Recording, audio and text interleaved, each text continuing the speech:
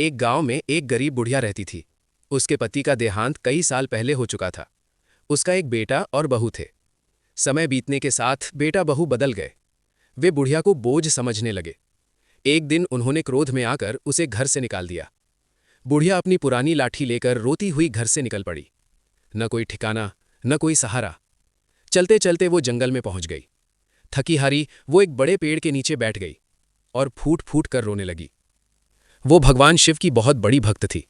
वो रोज बिना बेलपत्र चढ़ाए और भगवान को प्रणाम किए भोजन नहीं करती थी।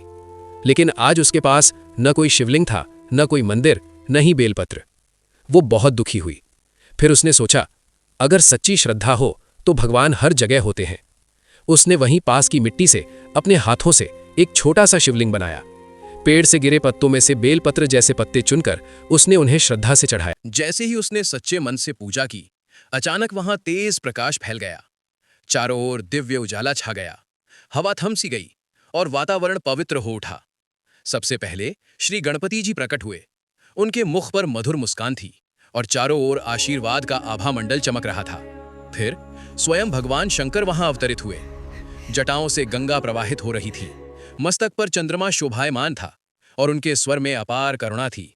भगवान शिव बोले, माता, तुम्हारी सच्ची भक्ति से मैं अत्यंत प्रसन्न हूं। जिसे संसार ने ठुकराया उसे मैं अपनाता हूं। ये सुनते ही बुढ़िया भाव विभोर हो उठी। उसकी आंखों से अश्रुधारा बह निकली। वो तुरंत भगवान के चरणों में गिर पड़ी और रोते हुए उनके चरणों को पकड़ लिया। भगवान शंकर ने अपने त्रिशूल से भूमि को स्पर्श किया और देखते ही देखते वहां एक अद्भुत प्रकाश फैल गया।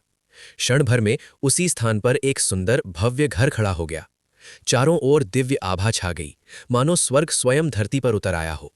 भगवान ने आशीर्वाद देते हुए कहा, माता, आज से तुम्हें किसी भी चीज की कमी नहीं होगी। तुम्हारी सच्ची भक्ति संसार के लिए एक उदाहरण बनेगी।